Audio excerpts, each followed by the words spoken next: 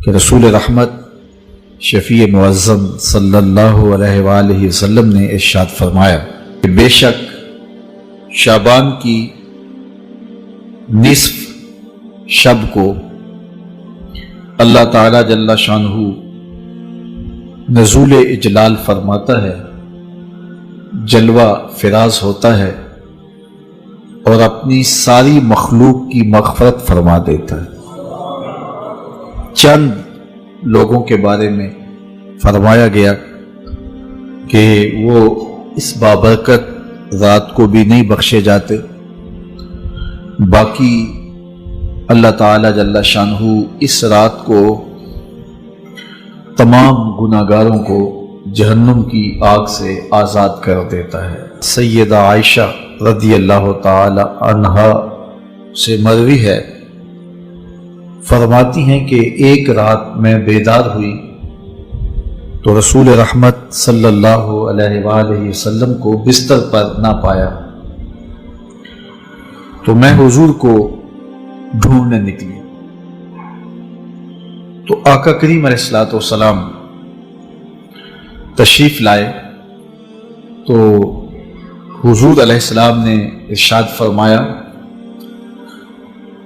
عائشہ بے شک آج کی وہ بابرکت رات ہے، ان اللہ تعالی ینزل لیلۃ النصف من شعبان، کہ اللہ تعالی نصف شعبان کی رات کو نزول فرماتا ہے الی السماء الدنیا، آسمان دنیا پر، فیغفر لاکثر من عدد شعر غنم کلب، بنو کلب کی بکریوں کے بالوں کے برابر گناہگاروں کو جہنم کی آگ سے آزاد کر دیتا۔ قبیلہ بنو کلب عرب میں ایک ایسا قبیلہ تھا جو بہت زیادہ بھیڑ بکریاں پالتے تھے، ان کی بکریاں باقی لوگوں کی بکریوں کی نسبت زیادہ تھیں، تو یہ کثرت کی طرف اشارہ ہے کہ اتنے گناہگاروں کو اللہ تعالیٰ جہنم کی آگ سے آزاد کرتا ہے، تو اتنے بڑے قبیلے کی اتنی بکریوں کے بالوں کے برابر جہنم کی آگ سے آزاد کر دینا گناہگاروں کو، یہ اس بات کا اظہار ہے کہ کوئی بھی گناہگار اللہ کی رحمت سے محروم نہیں رہتا، سارے گناہگار بخشے جاتے ہیں۔ حضرت سیدنا علی المرتضی رضی اللہ تعالی عنہ سے مروی ہے، مولا کائنات فرماتے ہیں رسول کریم نے ارشاد فرمایا، اذا کانت لیلۃ النصف من شعبان، حضور نے ارشاد فرمایا جب شعبان کے نصف کی رات آئے، فقوموا لیلہا وصوموا نہارہا، تو راتوں کو قیام کرو اور اس کے دن کو روزہ رکھو، فإن اللہ تعالی ینزل فیہا لغروب الشمس الی سماء الدنیا، اللہ تعالی جل شانہ نزول اجلال فرماتا ہے غروب الشمس کے ساتھ ہی پہلے آسمان پر، فیقول، اور ارشاد فرماتا ہے کوئی ہے مجھ سے بخشش مانگنے والا میں اس کو بخش دوں، الا مسترزق فارزقہ، ہے کوئی مجھ سے رزق طلب کرنے والا میں اس کو رزق دوں، الا مبتلا فوافیہ، ہے کوئی مصیبت میں پھنسا ہوا میں اس کی مصیبت دور کر دوں، الا قضا حتی یطلع الفجر، ہے کوئی اس مصیبت میں پھنسا ہوا، ہے کوئی اس ضرورت کا حامل، تو یہ اللہ تعالیٰ ارشاد فرماتا رہتا ہے یہاں تک کہ فجر طلوع ہو جاتی ہے، اور طلوع فجر تک اس رات کو اللہ کی رحمتیں آواز دیتی ہیں کہ کوئی مانگنے والا ہو تو دست طلب دراز کرے، میں اس کی جھولی خیرات سے، برکات سے، انوار سے، رحمتوں سے بھر دوں، تو اس کی رحمتیں خاص طور پہ شب برات کو آوازیں دیتی ہیں اور بندوں کو پکارتی ہیں کہ کوئی رحمتوں کا طالب ہو، کوئی کرم نوازیوں کا سوالی ہو، کوئی میری دہلیز پہ ہاتھ پھیلا کے مانگنے والا ہو، کوئی دستے طلب دراز کرنے والا ہو، میں اس کی جھولی بھر دوں اور اس کے دامن کو مالا مال کر دوں۔ تو لیلۃ الشعبان میں اللہ تعالیٰ کی رحمتیں خاص طور پہ نزول کرتی ہیں اور اللہ تعالیٰ جل شانہ کا خاص کرم ہوتا ہے۔ ابن ماجہ، ترمذی، ان میں شعبان کی نصف شب کو جو اللہ تعالیٰ کی کرم نوازیوں کا نور برستا ہے، اس امت کی بخشش کا جو بہانہ رکھا ہے اور اس امت کے گناہوں کو معاف کرنے کا جو اللہ تعالیٰ نے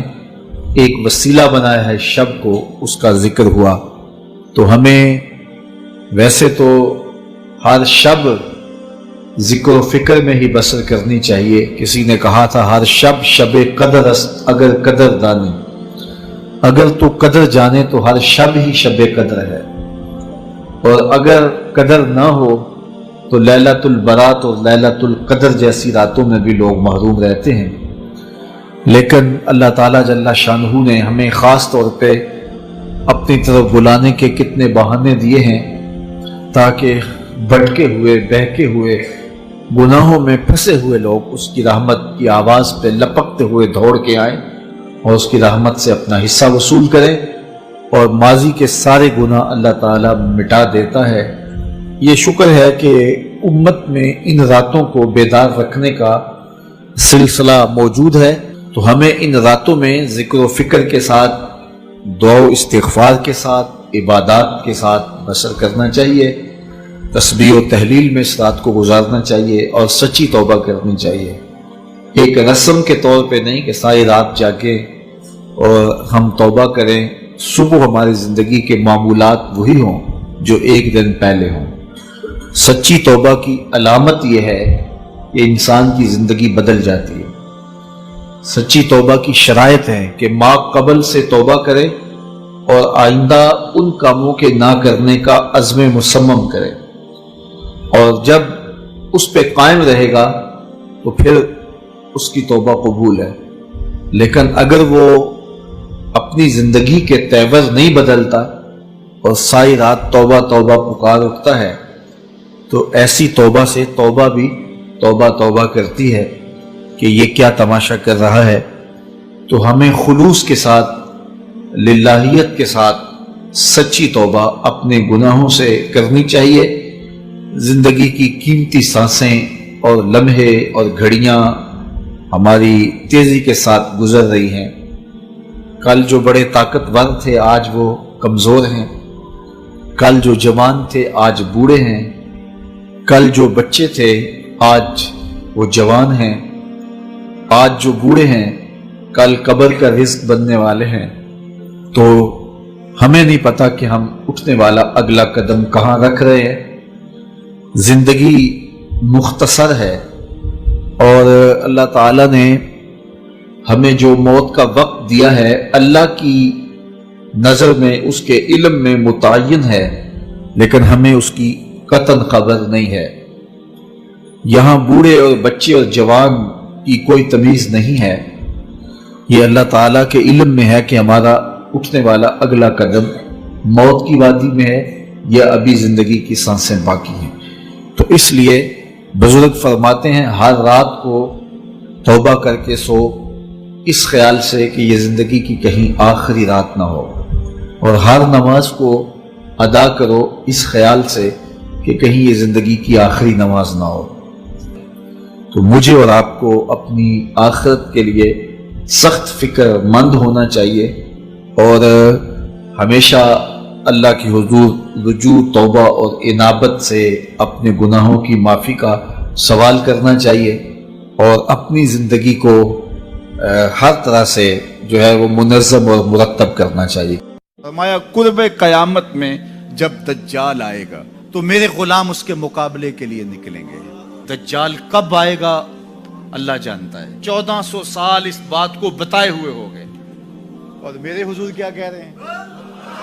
کہ قرب قیامت میں جو دجال آنے والا ہے اور میرے غلام جو اس کے مقابلے میں نکلیں گے، میں ان غلاموں کے ناموں کو جانتا ہوں۔ بات ختم یہاں نہیں ہوئی، یہاں ختم ہو جاتی پھر بھی کافی تھا، لیکن میرے حضور نے آگے بھی بات فرمائی وَأَسْمَاءَ آبَائِهِمْ، ان کے باپوں کے ناموں کو بھی جانتا ہوں۔ کہانی ختم نہیں ہوئی، بات آگے فرمائی وَأَلْوَانَ خُيُولِهِمْ، جن گھوڑوں پہ چڑھ کے جہاد کریں گے میں محمد ان گھوڑوں کے رنگوں کو بھی جانتا ہوں۔ کون سا غلام، کس کا بیٹا، کس قبیلے کا فرد کس رنگ کے گھوڑے پہ بیٹھ کے جہاد کرے گا، کہا میں سب جانتا ہوں۔